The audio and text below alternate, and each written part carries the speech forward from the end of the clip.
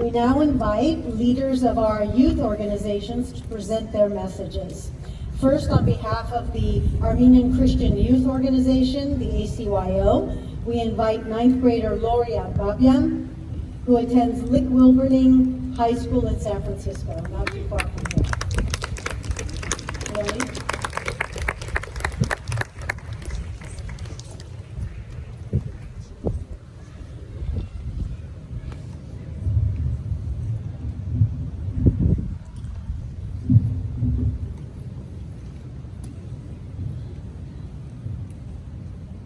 Good afternoon, Reverend Clergy, honorable guests, and dear friends. I am honored to be here today to share my story.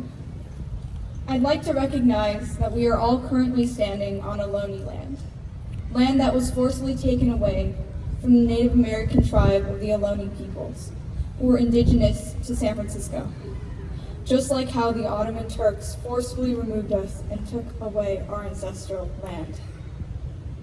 I've attended these annual commemorations ever since I could walk up this hill. But I didn't really understand what it was all about.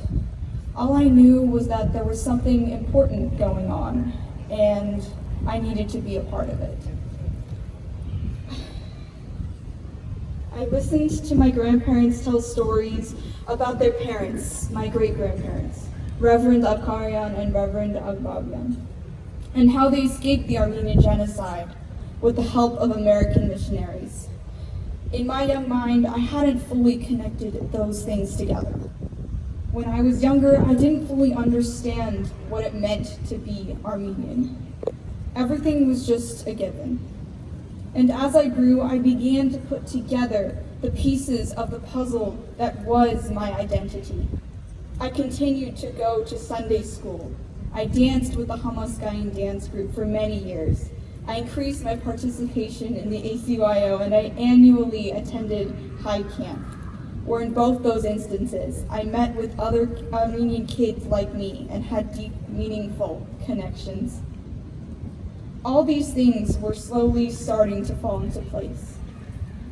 My parents always encouraged me and created opportunities for me to connect with my Armenian heritage, and for that I will always be grateful. Now, as a 16-year-old high schooler, I am more curious about my history, and I have a growing appreciation for my culture. All the work my parents and grandparents have done with the Armenian community is truly inspiring and has had a huge impact on me. I have slowly begun to follow in their footsteps and have embraced service and activism. When I was 13 years old, I attended the Armenian Assembly of America's Advocacy Conference in Washington, D.C. with my mom. I was the youngest participant. It was during that trip, as I walked the steps of Capitol Hill, was the first time everything started to fall into place, where my hyphenated identity as Armenian American began to make sense. As I went and met with other members of Congress to advocate for Armenian issues and for the recognition of the Armenian Genocide, I felt like I was truly participating in change and was fighting for something bigger than myself. That trip and those experiences launched a new chapter in my life. I returned to school and gave a presentation to the staff and to the student body about my activism, and they were very, very impressed and proud of my participation in the democratic process. And I was overjoyed when Congress recognized the Armenian Genocide a few short weeks later. As being the only Armenian family in my school, we were the unofficial Armenian ambassadors.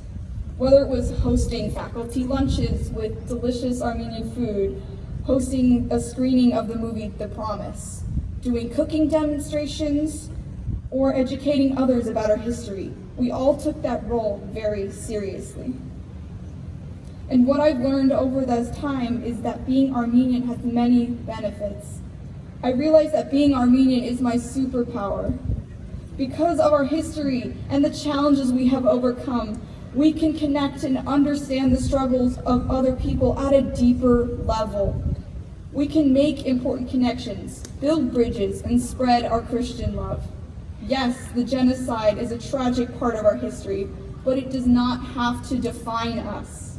We have a strong Christian faith, and we have rich cultural heritage.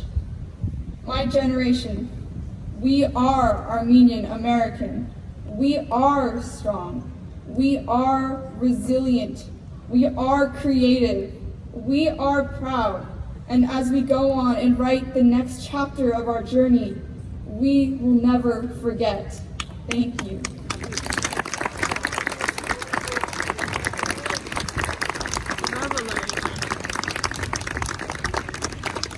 Bravo, Lodi.